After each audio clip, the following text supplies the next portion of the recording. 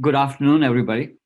First of all, this is my first time to participate in Pharma-Connect session, and I welcome the opportunity to share with you some of my ideas about how we can develop an alternative model that can really hopefully make us more successful in producing local pharmaceutical manufacturing products. As David said, I'm CEO, President and CEO of Aditus. I will just very briefly introduce myself and then get to the subject matter. So I'm not going to, since I have very little time, I'm not going to go into details. This will, of course, you will be able to read later. But just want you to know that I have had a long experience in university, pharmaceutical industry, and government, including US FDA. And now, in my last chapter in my life, I want to, get involved in a nonprofit area, and that is why I have started um, the nonprofit called Aditus. Aditus means access, and so the goal and the mission of Aditus is to really work towards improving access to high quality, life saving medicines to patients. Specifically, I want to focus in sub Saharan Africa. I founded this in December of 2019. And for what last 18 months or so, we have put together most of the foundation of this corporation. And in fact, I'm making my first visit to Africa at the end of July. So we are really making good progress. So as David said, access to medicine is a major problem that all of us know. And we also know that really the long-term solution, a sustainable solution for this problem is going to be ultimately, significantly expanding the local pharmaceutical production. And David also briefly mentioned all of the issues, all of the problems that have really created barrier for expanding local pharmaceutical production in Africa. And again, I'm not going to dwell on that, but rather I want to focus on how can we spur the growth of local pharmaceutical production in Africa. And as you all know, there have been a number of policy-based solutions that have been put in place in Africa. Some of those are economic development sort of initiatives, but they ultimately do, help in growing the local production of pharmaceutical products. And then, of course, there's more specific to pharmaceutical industry. There has been African medicines regulatory harmonization that certainly should help also going forward in improving ability to really start and sustain manufacturing enterprise. I want to focus today on two aspects, and that is this is something that we can do as individuals and entrepreneurs. I think I want to talk about how new technologies, and specifically two new technologies, portable continuous modular manufacturing. I'll call that PCMM. And second is a blockchain powered intelligent automated data management system. So I want to really talk about how these two new technologies can actually enable us to make it easier to start and sustain a manufacturing enterprise.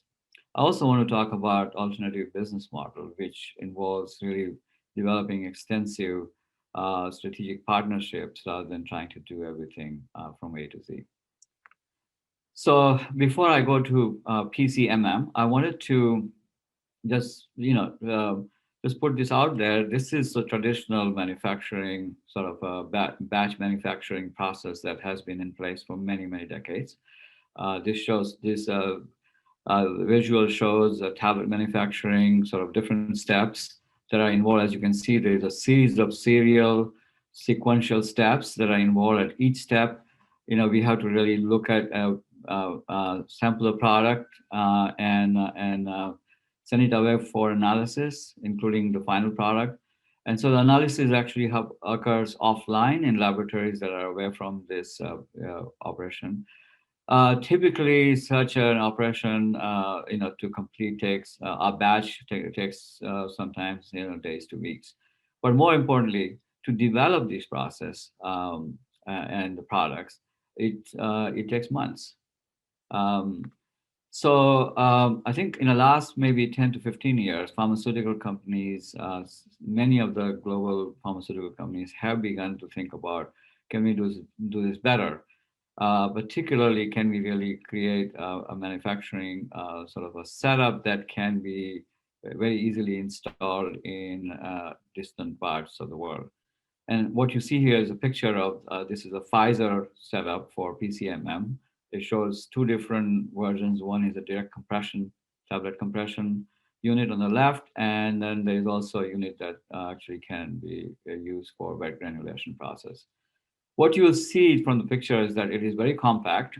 It is very small footprint, and you can see that two entire integrated manufacturing system are enclosed in a relatively small room, which is very different from a batch process, which takes lots of space and across many different rooms.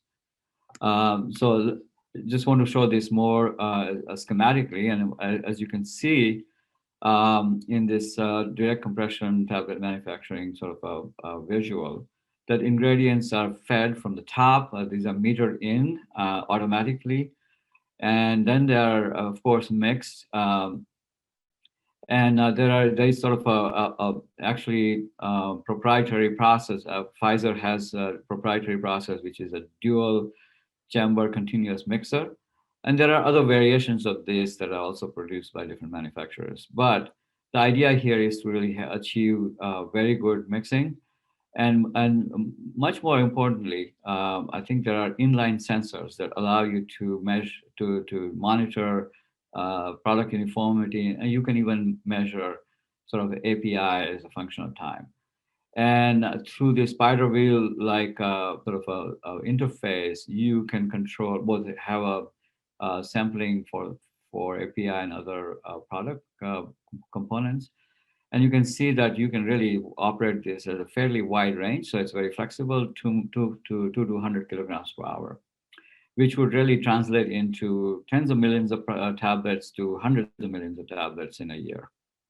Another important part is, and this is a continuous process. It doesn't take days and weeks. It actually continues 24/7 if you really want to run that way.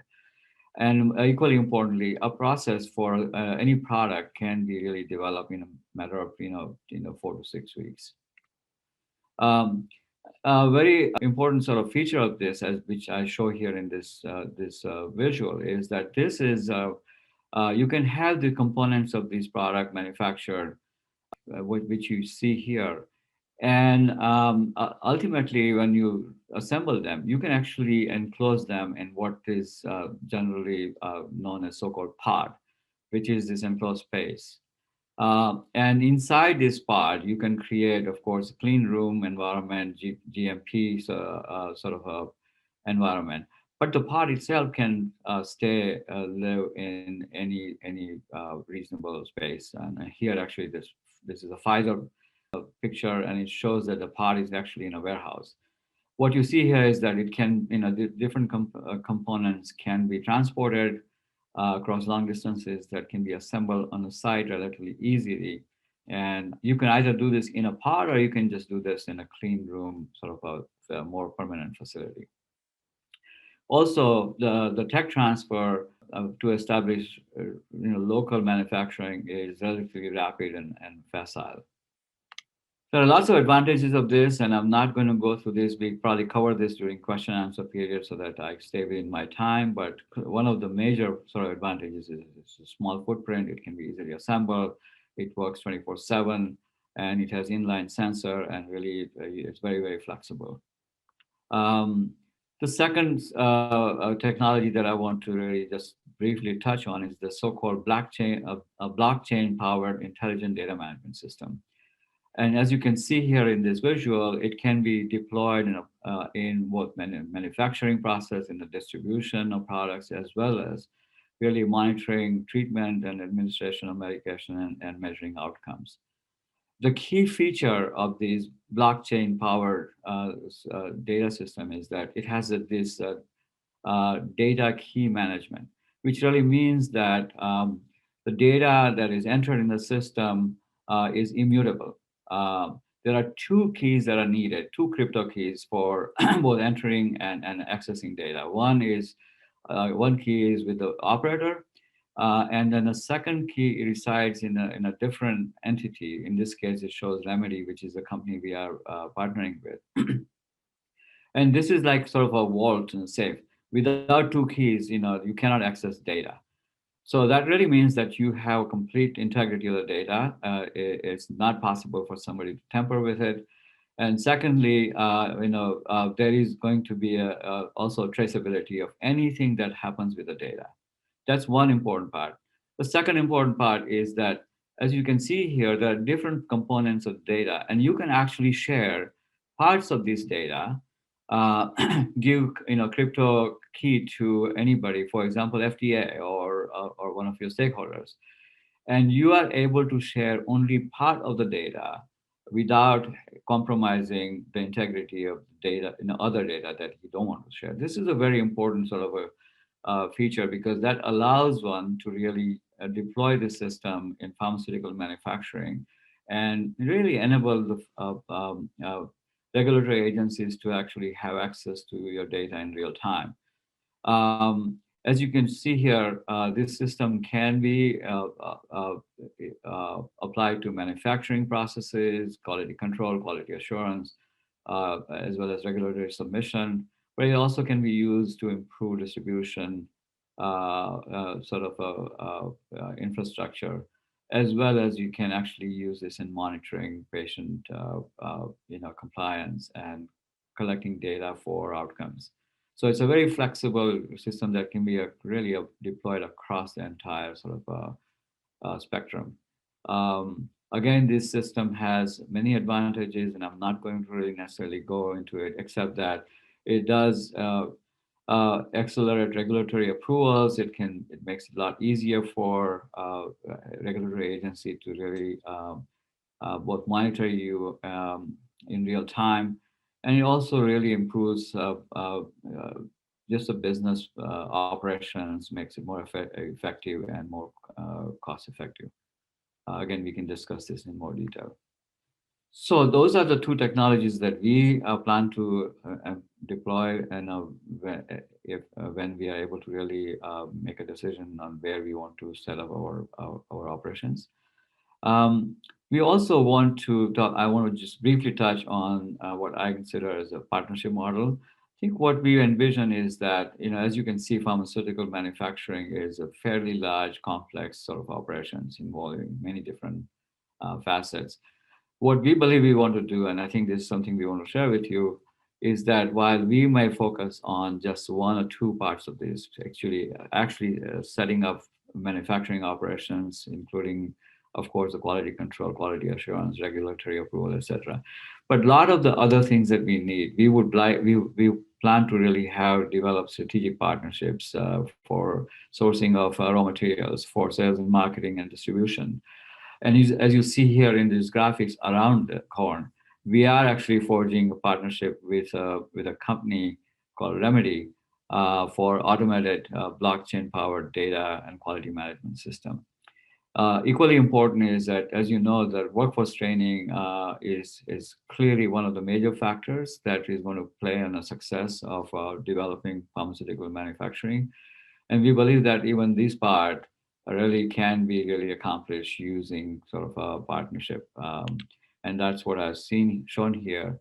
The country government, local and international universities, NGOs, and of course global pharma organizations such as FIP, USP, any combination of these, we would like to really engage them to really help develop sort of a training center which focuses on targeted training of workforce that is needed for different aspects of pharmaceutical manufacturing enterprise. So very briefly again, I think we want to bring this new business model, partnership model, as well as new technology when we make a decision on in which country we want to set up our operation. Of course, I'll be happy to really answer questions during question and answer session and expand on this.